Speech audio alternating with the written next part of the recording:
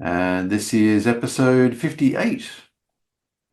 It's going to be a short one today, I think, because we are both really tired people. That's right, exactly. And I think we've both had quite a bit going on recently. Exactly. So I've got a few things to talk about. The first one is Australian Aborigines, although I do talk about Native American culture as well a little bit at the end. So the Australian Aborigines it is thought, have been in Australia about 60 to 65,000 years. That's probably the first time that humans made it to this continent. But what's interesting is that the oldest skeleton is apparently 40 to 42,000 years old, but there is some rock art and some other things I think they're pretty confident about the age. But as I've mentioned in previous episodes, there was something happened here 4,000 years ago. And at this point, and it's not a word I use lightly, at this point, it really looks like knowledge of it is being suppressed. And so essentially, what 4,000 years ago, a new language, yet one language was introduced to the continent. I believe something like 88% of all Aboriginal languages in Australia today descend from that language. There's various modeling they can do on languages and so forth. And the ones that aren't are mostly in the north, actually. Anyway, all sorts of things happened at this point 4,000 years ago. You had the dingo was introduced, which of course is the native dog in Australia. A lot of people don't realize it's only been here about 4,000 years. New plants were introduced, new cooking techniques were introduced, and this is stuff that anthropology has established over the last couple of hundred years or so, last 100, maybe 150 years. Anyway, there's this idea, until quite recently, the idea that people settled here 4,000 years ago was considered pretty plausible, maybe even very likely. Because if you've got a language entering a continent and then ultimately dominating the continent, you've got different cooking techniques and so forth, different plants and animals coming to, it all points towards some sort of settlement of humans, especially the language component. Okay. But but this has gone against the ideological push of some people in recent, maybe the last 10 years, maybe 10 to 20 years. And it really does link up with woke. The people who support this stuff really do. They are tied in with various other woke groups. And they're trying to argue that they don't deny that there was contact 4,000 years ago, but they're trying to argue that the people didn't settle. And as a result, the people who were living here, the group that came earlier, uh, were essentially isolated, genetically isolated for 60 to 65,000 years, and that these people that arrived 4,000 years ago, there might have been trade going on and so forth, but there was nobody settled, and there was certainly no mixing of genes. No kids were born. So I just find this idea completely bizarre, especially when you consider the fact that the language spread 4,000 years ago. They're expecting us to believe that these people, the people who are living in Australia, met traders and adopted their language. It just doesn't fly. That's not how language Mm, moves. It moves with people. yeah. Um, yeah, I mean there are various interesting examples. Like you had the Normans settling in France and adopting French rather than sticking to Scandinavian languages, the Norse. But in that case, they were living in France. The French, by the way, give that as an example of how their language is superior. That people move into their country and adopt their language because it's better, right? Yeah. So Mm, anyway, but they're still talking about people settling in the area, whereas the idea that the people living here would adopt a language from people who were from somewhere else and not settling just doesn't jive. It's not at all realistic. So I'm quite certain there was settlement here 4,000 years ago, and to my mind, that still makes Australian Aborigines the Indigenous people of Australia. Even if it was proven they'd all come here 4,000 years ago, it would still make them the Indigenous community. I mean, then Maori in New Zealand only arrived 1,200 years ago, I think, and they're the indigenous group of New Zealand. So um, anyway, might have been more recent than that, but anyway. Um, what concerns me about this, so this is a real ideological push that is now happening among some Aboriginal leaders. And it's all, by the way, happening mostly in the last 10 years, as I said. Up to about 10 years ago, there was some evidence some supporting this claim of settlement 4,000 years ago, and there were people, but the more recent claims have said that they've debunked that. Okay, but in the last 10 years, this idea has pushed that no, they were completely genetically isolated. But anyway, so some people in the Aboriginal community are pushing that, and certainly many academics are pushing it. But it's actually got me really concerned, and it's got me really concerned for the Aborigines. On the one, certainly, it's got me concerned because I believe it's important to get to the truth, whatever that truth is. And I think the truth will show that I think what we would see is that there was a settlement here 4,000 years ago. But aside from that, I think that there's another aspect that's got me quite concerned and I think may really come back and bite the Aborigines in decades to come, unfortunately. And I really hope it doesn't, but I'm really concerned I think it will. But here's where I'm going with this. So I made the decision to talk about this. I think this is the first time I've really laid out my argument on this. So over the last year or two, I've really started to put this together, and I've decided to put it in this show because I thought at least there's some sort of documentary record that I said, this is a problem. Because I've emailed Aboriginal leaders and suggested this is a problem and not heard back from them and so forth. Here's my argument. Okay, so there's a concept called othering. I don't know if you've run across it, Vernon. So othering is essentially where you single out some other group and you isolate them and you blame them for problems. Okay, Yes. and it is essentially a prelude to persecution. I mean, Jews were othered in Germany before the Holocaust and so forth. There have been plenty of examples of groups who were othered. Okay, Yes. so my view is, and I'm horrified by this, and let me be very clear, I'm not at all happy about this. I'm absolutely horrified. I think Australian Aborigines are self-othering. They're actually making a point of isolating themselves from other, for Mm. arguing Right. for this isolation, which in my view doesn't exist at all. It's not for anywhere near as long as they're claiming. Everywhere you look on the rest of the planet, humans mixed and exchanged genes and so forth. There's modeling that I remember reading about quite a long time ago that suggested that a mutation that occurred in somewhere in Eurasia, or say it occurred in Japan or China or something, it would take about 4,000 years historically to move all the way across Eurasia, was the argument. That because people were having kids with people in the next village and generation after generation has happened, a gene Mhm. could actually flow backwards and forwards.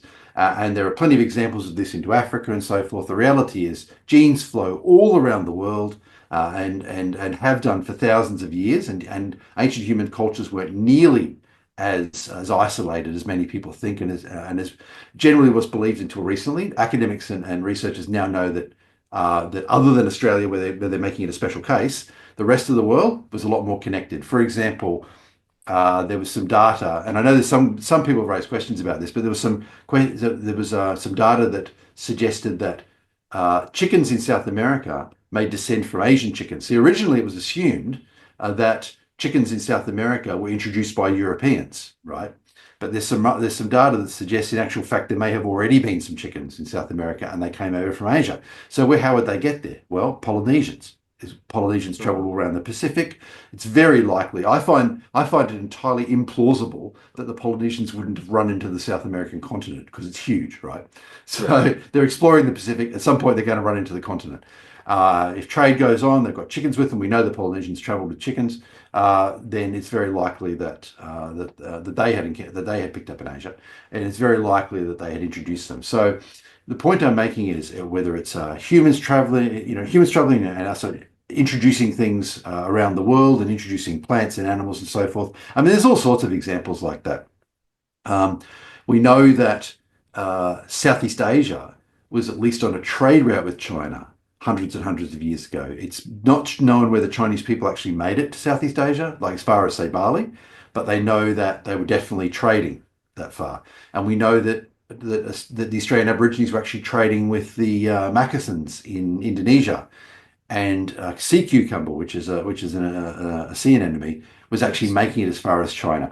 Now, exactly how far back that goes, again, we don't know. It probably predates European settlement in Australia, but it may go back hundreds and hundreds of years. We just don't know. But the point I'm making is humans are moving all around the world and they're exchanging genes and whatnot. And then suddenly all these academics and some Aboriginal activists are saying, oh, except for Australia, where the Aborigines were completely cut off from the rest of from humanity for 65,000 years. First of all, I think it's just not true. Okay. And secondly, I actually think this may be a problem in the future for them. If they're essentially setting themselves up and arguing that they are completely separate to the rest of humanity, they are othering themselves. Yes. And it really worries me. Right. Mhm. And at the moment, they're not subject to discrimination, but how do we know that in 20 or 30 or 50 years' time that won't be the case or persecution? And how do we know that their own arguments about othering won't be brought up at that time? So there you go. I've said it. I think it's a huge problem. I think they're setting themselves up for a fall, and they're doing it by ignoring actual data. And I really hope that they stop doing this. There, I said it. Oh, there is one other topic I wanted to go on that's related to that actually. But I just felt I just wanted to lay that out and say, here's my argument. Gosh, I hope it doesn't happen. But maybe in 50 years, if it does happen, someone can say, well, there we go. There's at least one person who said there was a problem. Exactly. Uh, right. So as part of this problem of ignoring anthropological and archaeological evidence, we have something going on in Australia, and it's not just Australia, called reburial, where Okay. where bones of ancient humans in Australia have been previously dug up. They're now being given into the custody of the Aborigines who live in that particular area, who are burying them and therefore destroying them. And I think there's a couple of problems with this. Firstly, there's no evidence that the people who live in the area today are necessarily genetically related to the people who lived there 40,000 years ago, right? And we have no idea what the burial rights for people who lived there 40,000 years ago were. So they're burying these skeletons. So they're destroying science, they're destroying scientific data because we don't know what techniques would exist in the future to allow us to get better information out of these bones. They're reburying them, destroying them, and they're doing it in relation to modern burial techniques, which almost certainly have nothing to do with what the people 40,000 years ago believed. Right. So, and I believe that this is happening. Some people are supporting because they believe it is the right thing to do and that the locals own these bones. I believe it is part of a systematic effort to suppress this data. And that is not a word I use lightly. It really isn't. I think if you search through the stuff I've written and so forth, I think you'd have trouble finding another example where I've used that. Right. Um, Right. So again, because these bones could shed light on, for example, whether a group of people arrived 4,000 years ago. But instead, they're being buried, they're being destroyed. There's quite a lot of outrage about this, but nevertheless, it's going on. The Australian government is supporting this, but it's not just happening here. It's happening in North America as well. Same thing. Indigenous groups in North America are receiving custody of the bones. They're burying the bones, and any possible scientific information they may have that was beyond our reach at the moment, but might exist in the future, is being destroyed. There's a scientist by the name of Elizabeth Weiss, and she's not the only one, but she's been really pushing back against this. And she's in North America, and she managed to get herself cancelled. And her contract at the university, I think it was the University of San Jose, was not renewed and so forth. I believe she may be suing the university at the moment, but she's doing some good stuff raising awareness of this issue. And she's aware of what's going on in Australia, I believe, but the focus is on North America. So just wanted to mention her name because she's doing such a good job, and mention this problem that is occurring in both North America and Australia, and it is anti-scientific, and that is of course something we see with the various woke movements, feminism and others, where they're anti-intellectual and in many cases anti-scientific, while often claiming to be scientific and intellectual. Right. So anyway, there it is. I've mentioned reburial as well. This is something not a core area for me, but I'm very concerned about it because it is something that is important to understand our ancestry, and I hope that people start to get more awareness of this and start to raise it with their politicians, their congressmen, and so forth. Yeah.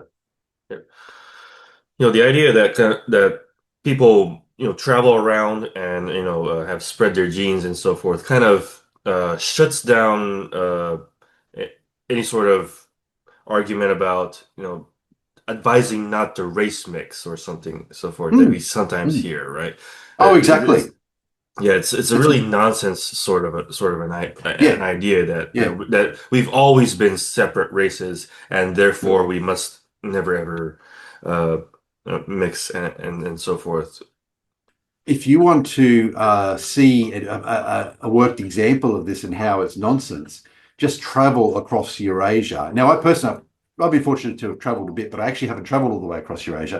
And you don't even need to do that. Just have to watch videos of other people doing it, or get pictures of the people who live in different countries, and you see a very clear transition of the characteristics as you travel across Eurasia from, say, the characteristics we describe as Asian to the characteristics you describe as European. And if you pick people halfway along, say Uzbekistan or something, you look, all these people look like they're mixed from European and Asian ancestry, Yeah, right? And it's because yeah. that's the look of people who are Central Asian, right? So it's obviously those characteristics are mixed across the continent. And yeah, this is really obvious, and it's what they show from the genetics as well. Exactly. So, but, anyway, yes. So that's absolutely what the data shows, and this is and when they do, I mean, they're doing extensive genetic testing across the world now because actually it's quite an interesting period of history because humans haven't mixed as much among local groups as long as they're going to in say the next 100 to 200 years, but so it's still possible to sort of look at ancestry of local groups, but we have the genetic testing to do it. So this is almost a unique period in history when they can track ancient movements of people into different groups and so forth, say across Eurasia and Africa and so forth. In another 100 or 200 years, so many people will have moved across the continent, across the world, that tracking will be much more difficult. So we're really at quite a unique point in history now, and there are researchers that are going around and grabbing that data, and they're finding out all sorts of things, interesting things about the movement of ancient humans. All right. So Do you have a great man in history this time around? I do, and he's quite recent history in this case actually, and I Okay. may be mispronouncing his surname. I hope I don't, but Paul Erdős, the mathematician. Have you Okay. heard of him? I have not. And I know That's a all right. few mathematicians' names here or there, but I don't know if I know this one, especially since So he's probably newer. he's an interesting character. I did a maths degree, and I think I first heard about him in my degree. Anyway, he's an interesting character. So 1913 to 1996. So he's probably the most recent on my list in terms of great men in history. Hungarian. Grew up in Hungary in during the communist era, and he. He was quite interesting. As a Eastern Bloc country and in the Warsaw Pact, Hungary restricted movement of its own citizens out of the country. I think they could generally go to other Eastern European or Warsaw Pact countries, but moving beyond that was usually quite restricted. Paul Erdős apparently was personally granted the right to come and go from Hungary as he pleased because he was such a talented mathematician and he was traveling all around the world. And I'll get onto why that was the case. But yeah, so apparently they actually granted him just he got that. Very few individuals in Hungary, he actually got that personal right to do that. Anyway, he's quite an interesting character. He was quite eccentric, and for most of his adult life, he actually travelled all around the world, and he kind of had this pattern he would follow. He would arrive at a mathematician's house, sometimes unannounced, okay, and he would move into a spare room, and then for the next few weeks, he would collaborate with that mathematician and solve various mathematical problems. And what was particularly interesting is during this period, solving mathematical problems was actually not something that many of the greatest mathematicians were doing. They were working on theorems and so forth, and would often leave actually solving the problems to their graduate students. But Erdős actually liked solving problems. And I believe he had something like 500 collaborators, mathematical Hmm. collaborators during his life. Anyway, so he would live with the mathematician, and he'd eat with them at dinner, and they'd work all day and collaborate and so forth, and they'd solve a couple of problems, and then he'd move on. Usually, it was the responsibility of the mathematician he was staying with to get him to the next location because he essentially had virtually no money, and he was just itinerant. Essentially, lived out of a suitcase for most of it for all this time, most of his life, most of his adult life, and so then they would get into the next one. As I said, sometimes announced, sometimes not announced, and he would do this, and then it might be a few more years, and that original mathematician might see him again for a few weeks again, and around he went. Hmm. Yes. Anyway, so he would then solve as I said, it collaborated with about 500 different people and solved all sorts of mathematical problems. But this gave rise to the Erdos number. So you've heard of the Bacon number, Yeah. degrees of Kevin Bacon. So Hmm. if yes, if somebody's in a movie with Kevin Bacon has just for those who don't know, Kevin Bacon has a Bacon number of zero. And this idea came about because Kevin Bacon has apparently been in a lot of movies, although they've since found actors who even famous actors who have been in more movies than Kevin Bacon. But anyway, anybody who was in a movie with Kevin Bacon had a Bacon number of one, and if you were in somewhere with a movie with somebody who had a Bacon number of one, you had a Bacon number of two, and so forth. Well, something similar was developed for Erdos, for Paul Erdős. So if you collaborated with Paul Erdős had an Erdős number of zero. If you collaborated with Paul Erdős, you have an Erdős number of one. If you collaborated with one of those people, you had an Erdős number of two, and so forth. And mathematicians are quite proud of their Erdős numbers. And of course, with Paul Erdős having passed on, there aren't so many people around with Erdős numbers of one anymore, and I guess they're going to diminish over time. So, but yeah, they're quite proud of that, and it's all because Paul Erdős was just so prolific at collaborating with people. Yeah, like So you said. yes, yes. Anyway, a really, really interesting character, and there's actually a picture I think you can find on the Wikipedia of I'm him looking at it with right a now. right. Did you see the one with him with the little boy? I've forgotten the little Yes, boy's I see name it. now. I see it Right. right there. So Yeah. so that little boy had won the maths Olympiad or something when he was 12, and Erdos was Mhm. actually helping him solve a problem. Mhm. That little boy grew up to end up getting the Fields Medal, which is the Nobel Prize of Mathematics. Mhm. So it's quite interesting that yeah there so this photo of him at Erdos is now quite famous. So Right. yes, I mean I guess he was showing a great deal of promise to have achieved so at that age. But yes, eventually got the Fields Medal. So supposedly there is no Nobel Prize for mathematics, and supposedly that's because Nobel himself hated mathematics. So that's the claim anyway. I see. Okay. Right. Yes. So the Fields Medal is said to be the Nobel Prize of mathematics. Yes. Hmm. Anyway, that's all I've got on Paul Erdos. Just a very interesting character. Yeah, I Right. just love this. I just love the idea of this mathematician being itinerant and traveling the world and just solving problems. Yeah, Just big sort of time worked out. eccentric it looks like because Yeah. there's he has some kind of weird vocabulary to define certain things and one of Yeah. them was so this is from the Wikipedia. Women were bosses who captured men as slaves by marrying them. Divorced men were liberated. Oh, dear me. I had forgotten that actually. Thank you. Mhm. Right. I had forgotten that. But yeah, Yes. and he was a voracious coffee drinker, it looks like. Yeah. Probably needed to be traveling around like that. Right, yeah. Oh dear. Hmm. Right. But yeah, he seems like a funny sort of a personality. So Yeah, yeah. exactly. Probably was a fun guy to know too. Yes. All right. Uh, All right. So if that's it on Erdos, yes. I'm only really talking about this because I promised I would talk about it. I guess I want to talk a little bit about advertisements, right?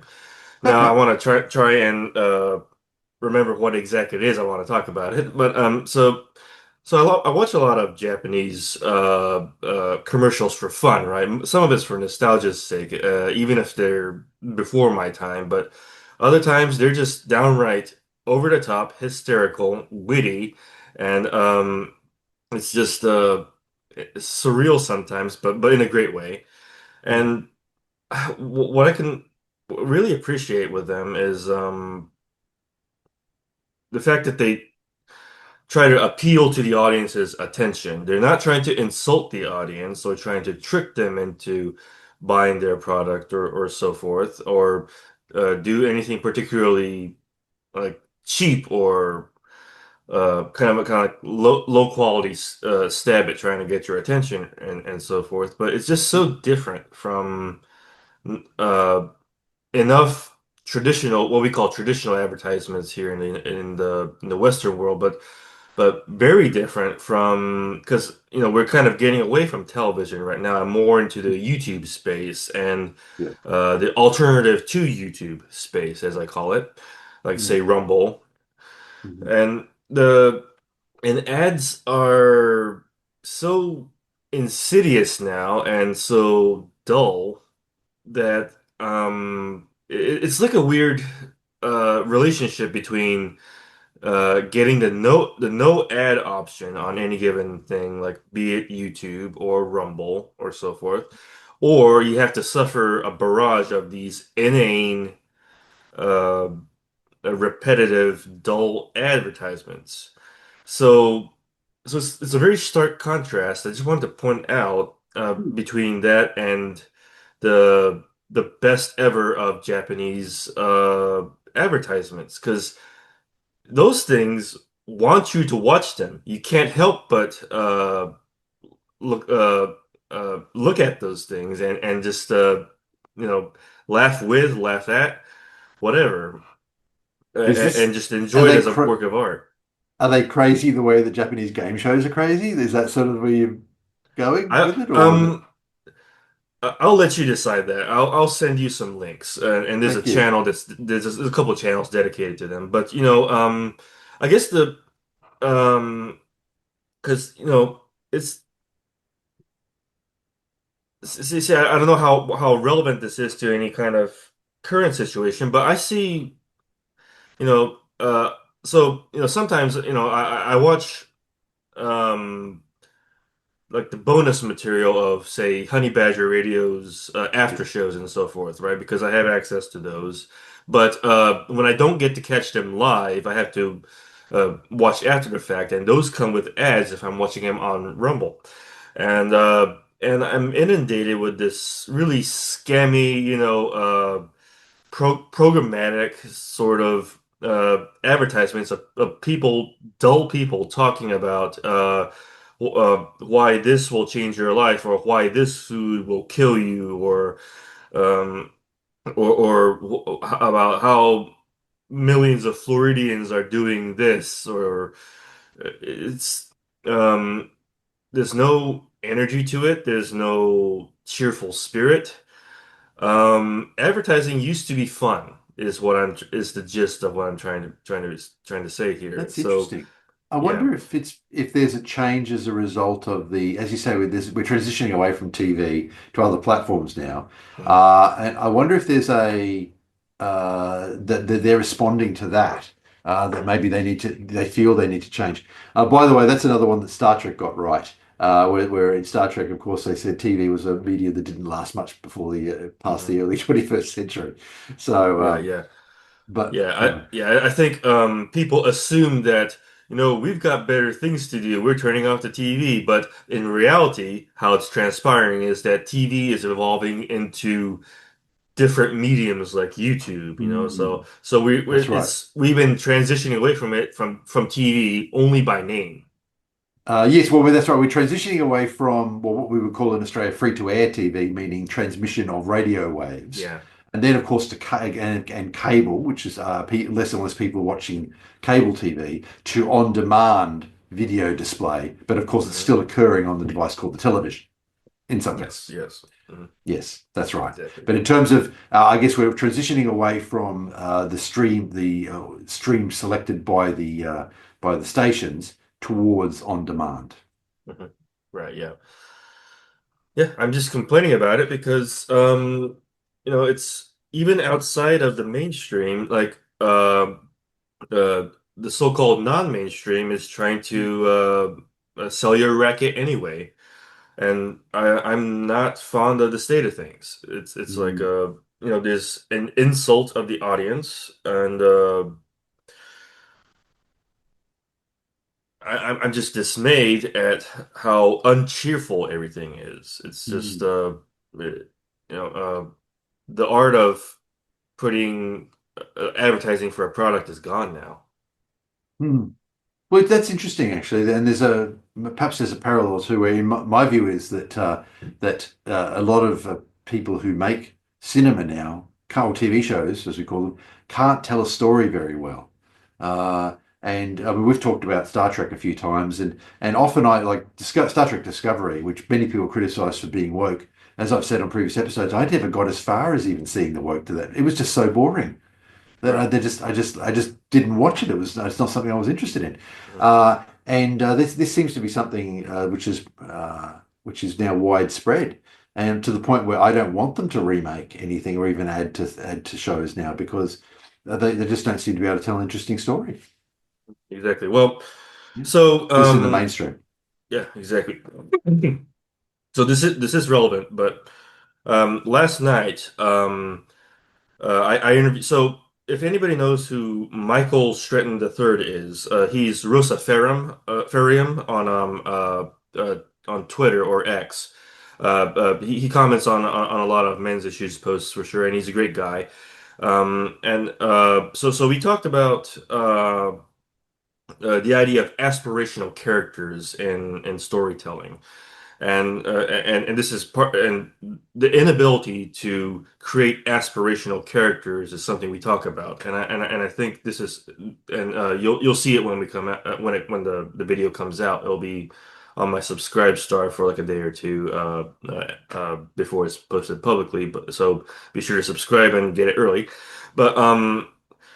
But we talk about the decline in storytelling and this being like a huge indicator of it, the lack of aspirational characters, especially the lack of aspirational male characters, and it's really it's one of those. So this is something we want to talk about, but it's we I think the because that's crucial to be aspirational. You want to be have this character as an example. You kind of want to be something like this character and uh, use it as example for our own life. But and that's I think that's the essence of good storytelling in my mind.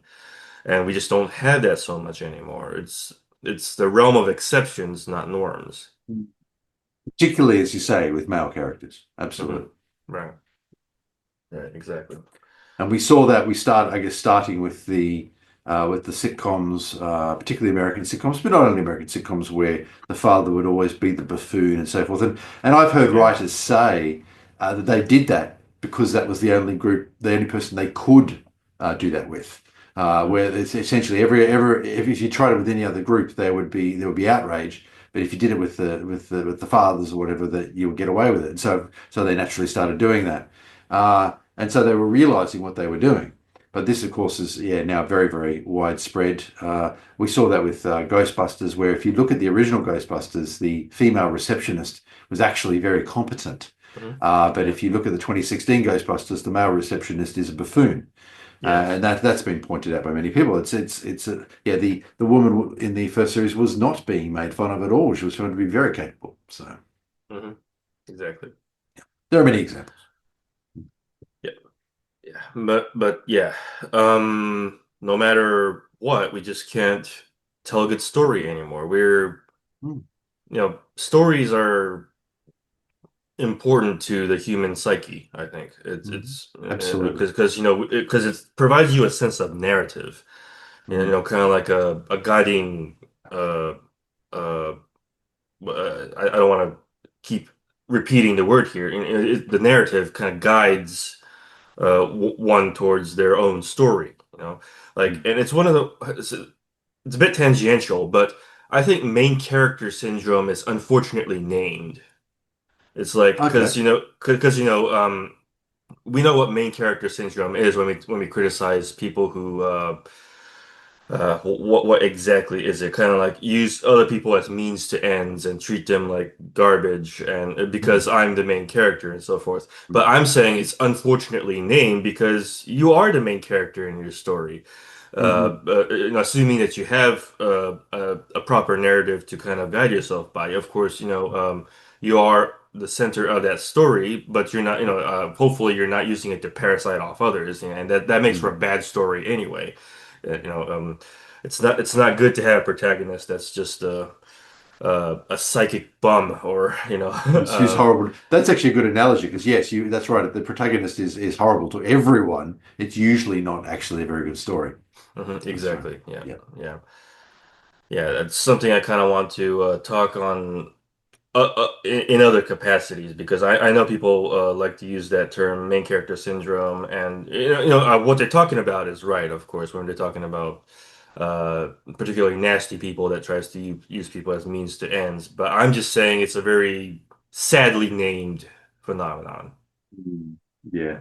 No, I see that. I was going to add too that there is, of course, still some creativity out there in the indie field, but it's mostly not getting into the mainstream. So if you do Hmm. want to look at, I mean, if you look at say some of the short movies that have been produced independently, there are so many really, really excellent short movies that have been produced, Right. and you can find interesting new ideas there, Mhm.